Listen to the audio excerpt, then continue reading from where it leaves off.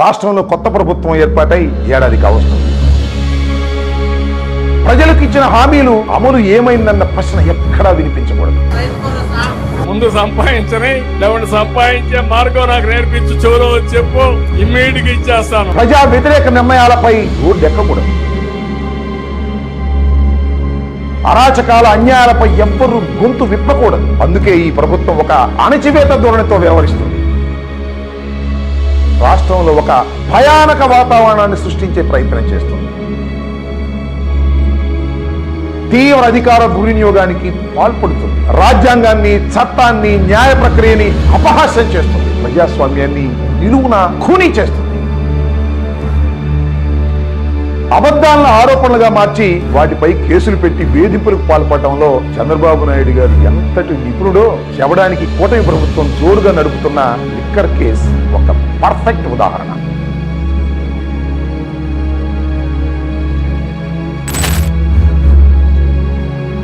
రాష్ట్ర ప్రజలందరికీ మీ అంబటి రాంబాబు హృదయపూర్వక నమస్కారం. ఇవాళ కీలకమైన అంశానికి సంబంధించిన వాస్తవాలను మీతో పంచుకోవడానికి ఈ విధంగా మేము ముందుకు వచ్చాను. ఈ ఏడాది కాలంలో పరిపాలన ఎలా నడుస్తుందో నాయకుల కన్నా మీకు బాగా తెలుసు. అబద్ధాల పునాదుల మీద, రాజకీయ కక్షల మీద ప్రజలకు వెన్నుపోట్లు పొడుస్తూ ఈ ప్రభుత్వ పాలన కొనసాగుతుందనేది సత్యమైనటువంటి అంశం. రెండవ ప్రపంచ యుద్ధ కాలంలో జర్మనీలో హిట్లర్ కి సన్నిహితంగా ఉన్న గోబల్ అప్పుడు మరణించి ఇప్పుడు చంద్రబాబు రూపంలో ఆంధ్రప్రదేశ్ లో పుట్టాడా అనే అనుమానం కలుగుతుంది. లిక్కర్ కేసు ప్రారంభమైన తీరు చూస్తే చిత్ర విచిత్రాలు ఎన్నో కనిపిస్తాయి. అసలు ఈ కేసు ఎలా ప్రారంభమైంది, ఫిర్యాదు చేసిన వ్యక్తులు ఎవరు, ఈ వివరాలు చూస్తే తర్వాత మీరే ముక్కు మీద వేలేసుకుంటారు. రాష్ట్రంలో ఎన్నికల ఫలితాలు జూన్ 4న వెలువడ్డాయి. ఇది జరిగి 48 గంటలు గడవక ముందే జూన్ 6వ తారీఖున బ్రెవరేజ్ కార్పొరేషన్ చైర్మన్ గా ఉన్న డి వాసుదేవరెడ్డిపై ఒక విచిత్రమైన ఫిర్యాదు అందింది. ఆ ఫిర్యాదు చూస్తే మీరు అవాకు కాకమానరు. విజయవాడ ప్రసాదంపాడులో ఉన్న సాయి విహార్ అపార్ట్మెంట్ లో ఉన్న ఏపీ బ్రెవరేజ్ కార్పొరేషన్ కార్యాలయం నుంచి ఒక వ్యక్తి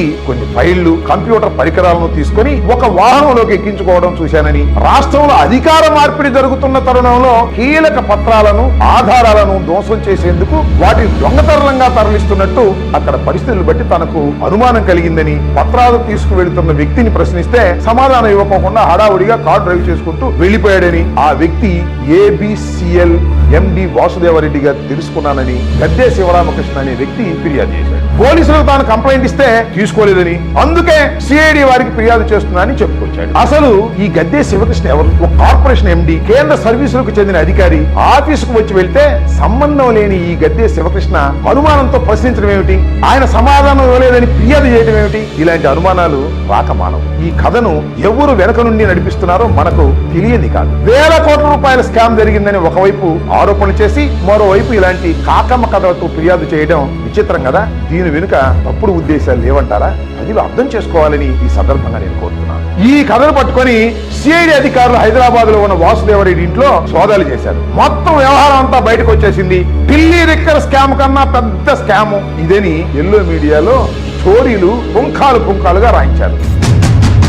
కానీ ఇవన్నీ కాకమ్మ కథలే కనుక సిఐడి అధికారులు ఆ రోజు ఒక్క అడుగు కూడా ముందుకు వేయలేకపోయారు. ఇదే లిక్కర్ వ్యవహారంలో మరొక విచిత్రమైన కేసు కూడా సృష్టించారు. ఆగస్టు 26, 2024న వై వెంకటేశ్వర శ్రీనివాస్ అనే వ్యక్తి రీస్ట్ పోస్ట్ ద్వారా ఎక్సైజ్ ప్రిన్సిపల్ సెక్రటరీగా ఉన్న ముఖేష్ కుమార్ మీనాకు లేఖ రాశాడు. 2019-24 మధ్య ఆంధ్రప్రదేశ్ బెవరేజెస్ కార్పొరేషన్ లో అక్రమాలు జరిగాయని, ఉల్లంఘనలు జరిగాయని వెంటనే దర్యాప్తు జరపాలని ఈ లేఖలో కోరారు. కానీ వెంకటేశ్వర శ్రీనివాస్ కి లిక్కర్ పాలసీ తో సంబంధం ఏమిటో, ఏ హోదాలో తాను దర్యాప్తు చేయమని కోరాడో, ఏ వృత్తిలో ఉన్నాడో అన్న విషయాలు ఏమీ ఆ లేఖలో ప్రస్తావన లేదు. కనీసం ఒక్క ఆధారాన్ని కూడా తాను లేఖలో పొందుపరచలేదు. దీన్ని బట్టి ఈ లేఖ వెనుక ఎవరున్నారో దానికి కూడా క్లియర్ గా మనకు అర్థమైపోతుంది.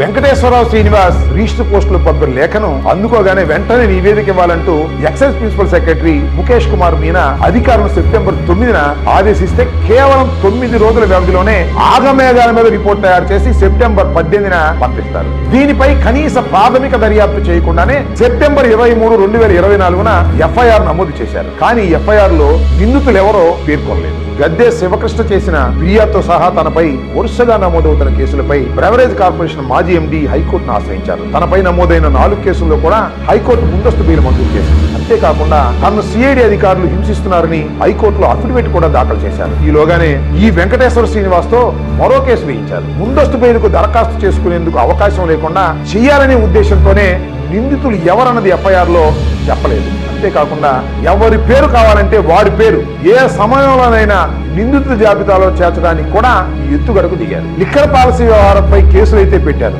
కానీ సాక్ష్యాలు లేవు. కేసులు సృష్టించిన వారు తప్పుడు సాక్ష్యాలను సృష్టించలేరా?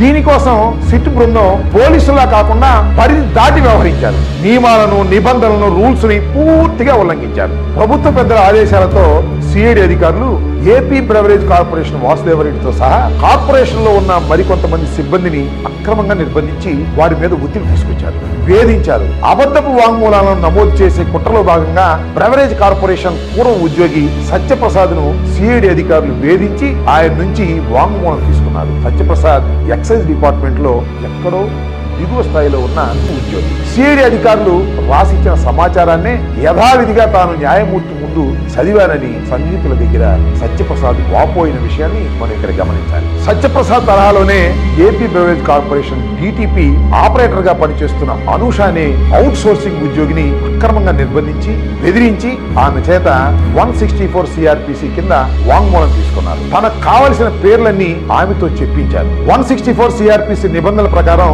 కేసులో నేరుగా సంబంధం ఉన్న వారి గురించే వాంగ్మూలంలో పేర్కొనాలి. అంతేకాని ఆ వ్యవహారంతో ఏమాత్రం సంబంధం లేని వ్యక్తుల పేర్లను వాంగ్మూలంలో ప్రస్తావించడం నిబంధనలకు విరుద్ధం. డాక్యుమెంటరీ ఆధారాలతో నిరూపించగలిగే వాటిని చెప్పాలి. కానీ ఆ నిబంధనలేవి కూడా ప్రభుత్వ పెద్దల ఆదేశాలతో పనిచేస్తున్నటువంటి సిఐడి పాటించడం మర్చిపోయింది. చట్ట ప్రకారం సాగాల్సిన దర్యాప్తు చంద్రబాబు నాయుడు గారి ప్రభుత్వం భ్రష్టు పట్టిస్తుందని చెప్పడానికి ఇది చాలా స్పష్టమైనటువంటి ఉదాహరణ. ఈ లోపు వాసుదేవరెడ్డిని సిఐడి అపహరించింది. 3 రోజుల పాటు గుర్తుదేవి ప్రదేశానికి తీసుకెళ్లింది. అక్కడ బెదిరించే కార్యక్రమం చేసింది. చివరకు ఎట్టకేలకు వాసుదేవరెడ్డితో సిఐడి ఒక అబద్ధపు వాంగ్మూలాన్ని నమోదు చేయించింది. ఆ వెంటనే ఆయన్ని రాష్ట్ర సర్వీసు నుంచి వెళ్లిపోయే విధంగాను, ఢిల్లీ వెళ్లి కేంద్ర సర్వీసులో చేరే విధంగాను అనుమతించింది. ఇది గమనించాల్సినటువంటి అంశం. ఇలా బెదిరింపులకు భయపెట్టి లొంగ తీసుకుని ఇచ్చే వాంగ్మూలానికి విశ్వసనీయత ఏముంటుంది చెప్పండి? దర్యాప్తు ముసుగులో హైదరాబాద్ తో పాటు ఇతర ప్రాంతాల్లో డిస్టిలరీల ప్రతినిధులను సిట్టు బృందాలు విజయవాడ తీసుకొచ్చి విచారణ పేరుతో వేధించారు. వృద్ధులని కూడా చూడకుండా శార్వాణి ఆల్కోపూర్ ప్రైవేట్ లిమిటెడ్ డైరెక్టర్లు చంద్రారెడ్డి, ఠాకూర్, కాళీ మహేశ్వర్ సింగ్ లను సిట్టు అధికారులు కొట్టి అసభ్య పదాలతో దూషించారు. దాంతో వారు న్యాయస్థానాన్ని ఆశ్రయించారు. వారిని ఇంటి వద్దే న్యాయవాదుల సమక్షంలో విచారించాలని న్యాయస్థానం ఆదేశించింది. అబద్ధపు వాంగ్మూలాల నమోదు కోసం సిట్టు పాల్పడుతున్న అరాచకాలకు ఈ ఉదంతం ఒక మచ్చు తుడక మాత్రమే. తరువాత సిట్టు అధికారులు వైఎస్ఆర్సీపీ ప్రభుత్వ హయాంలో మద్యం విధానానికి నిమిత్తం లేని ఐటీ సలహాదారు రాజ్ కేసిరెడ్డి చుట్టూ దర్యాప్తును కేంద్రీకృతం చేశారు. ఏ మాత్రం సంబంధం లేని ఎంపీ మిథున్ రెడ్డి తదితరులను అక్రమ కేసులో ఇరికించడమే లక్ష్యంగా కుట్రలకు పాల్పడ్డారు. వైఎస్ఆర్సీపీకి రాజీనామా చేసిన విజయసాయి రెడ్డిని అందుకే తెరపైకెక్కారు. 3.5 ఏళ్లు పదవీ కాలం ఉన్న రాజ్యసభలో కూటమికి ప్రయోజనం కలిగించేందుకే ఆయన తన ఎంపీ పదవికి రాజీనామా చేసిన విషయం అందరికీ తెలిసిందే. రాజ్ కసిరెడ్డి కేంద్ర బిందువుగా సిట్టు ఈ కేసును తీసుకువెళ్లడం కూడా కుట్రలో భాగమే. వైఎస్ఆర్సీపీ ప్రభుత్వంలో మద్యం విధానంతో అసలు రాజ్ కసిరెడ్డికి సంబంధం ఏంటి? ఐటీ విభాగానికి సేవలందించిన 4 సలహాదారుల్లో రాజ్ కేసిరెడ్డి ఒకరు. ఆయనకు పదవీ కాలాన్ని వైఎస్ఆర్సీపీ ప్రభుత్వం రెన్యూవల్ కూడా చేయలేదు. ఆయనకు బ్రెవరేజ్ కార్పొరేషన్ వ్యవహారంతో సంబంధాలు ఏమిటి? సంబంధాలు లేనే లేవు. నిజంగా ఆయనకు ప్రాధాన్యత ఇవ్వాలని భావిస్తే బ్రెవరేజ్ కార్పొరేషన్ చైర్మన్ గానే ఆయన నియమించేవాళ్ళు కదా. ఎలాగైతేనే రాజ్ కేసిరెడ్డిని సిట్టు అరెస్ట్ చేసింది. కానీ న్యాయస్థానానికి సమర్పించిన రిమాండ్ నివేదికలో కీలక అంశాలు బట్టబయలయ్యాయి. మద్యం డిస్టిలరీకి ఇచ్చిన ఆర్డర్లలో వివక్షకు పాల్పడి అవినీతి చేశారని సిట్ పేర్కొంది. కానీ అదే నివేదికలో నాడు చంద్రబాబు నాయుడు గారి ప్రభుత్వంలో కేవలం 4 కంపెనీల నుంచే ఏకంగా 53.21% మద్యం కొనుగోలు చేశారని వెల్లడించడం మరొక అంశం. చంద్రబాబు గారి గత పాలనలో కొందరికి అనుకూలంగా వ్యవహరించినట్లు చెప్పకనే చెప్పారు. దీనిలో ఇక టీడీపీ ప్రభుత్వం అమలు చేసిన సుటైల్ సాఫ్ట్వేర్ ని తొలగించడం ద్వారా వైఎస్ఆర్సీపీ ప్రభుత్వం మద్యం ఆర్డర్ల జారీలో అక్రమాలకు పాల్పడినట్టు ఆరోపించింది. మరి సుటైల్ సాఫ్ట్వేర్ ఉన్నప్పుడు కేవలం 4 కంపెనీల నుంచి ఏకంగా 53.21% మద్యం కొనుగోలు ఎందుకు చేశారనే దానికి సిట్ సమాధానం చెప్పకుండా మౌనం వహించింది. తద్వారా టీడీపీ హయాంలోనే మద్యం కుంభకోణాలకు పాల్పడ్డారని అసలు గుట్టు విప్పి ఇక నెలకు 50 కోట్ల నుంచి 60 కోట్ల చొప్పున రాజ్ కేసిరెడ్డి వసూలు చేసి వైఎస్ఆర్సీపీలోని ముఖ్యులకు ఇచ్చారని ఒక చోట, రాజ్ కేసిరెడ్డి ఆ నిధులను దేశంలో వివిధ చోట్ల పెట్టుబడి పెట్టారని మరొక చోట చెప్పారు. ఇలా పరస్పర విరుద్ధంగా పేర్కొనడం ద్వారా సిట్ దర్యాప్తులో డొల్లతనం పూర్తిగా బయటపడింది. సంక్షేమ పథకాలు అమలు చేసేందుకు గాను రాష్ట్ర ప్రభుత్వానికి భారీ ఆదాయం వచ్చేలా, మరోవైపు వైఎస్ఆర్సీపీకి ఫండింగ్ వచ్చేలా మద్యం విధానాన్ని రూపొందించమని అప్పటి ముఖ్యమంత్రి వైఎస్ జగన్మోహన్ రెడ్డి గారు తనతో చెప్పినట్టుగా రాజ్ కసిరెడ్డి తెలిపారని ఆ నివేదికలో పేర్కొంది. కానీ వాస్తవం ఏమిటంటే రాజ్ కసిరెడ్డి ఇచ్చినట్టుగా చెబుతున్న వాంగ్మూలంపై సంతకం చేసేందుకు ఆయన నిరాకరించారు. ఈ విషయాన్ని సిట్టే స్వయంగా చెప్పడం విశేషం. మరి అలాంటప్పుడు ఇంకా కుంభకోణం ఎక్కడ? సిట్ అధికారులు వాసుదేవరెడ్డిని, సత్యప్రసాద్ని వేధించి నమోదు చేసిన అబద్ధపు వాంగ్మూలాలే ప్రాతిపదికగా రిమాండ్ నివేదిక రూపొందించినట్టుగా వైఎస్ఆర్సీపీ ఎంపీ మిథున్ రెడ్డితో పాటు అప్పటి ఉన్నతాధికారులను ఈ అక్రమ కేసులు ఇరికించేందుకు చంద్రబాబు ప్రభుత్వం పక్కా పన్నాగానికి తెగబడినట్టుగా ఇక్కడ వెల్లడవుతుంది. మరొక విశేషం ఏమిటంటే లిక్కర్ వ్యవహారంలో అరెస్ట్ అయిన రాజ్ కసిరెడ్డితో సహా సజ్జల శ్రీధర్ రెడ్డి, చాణుక్య వీళ్ళెవ్వరూ కూడా పోలీసులు రాసిచ్చిన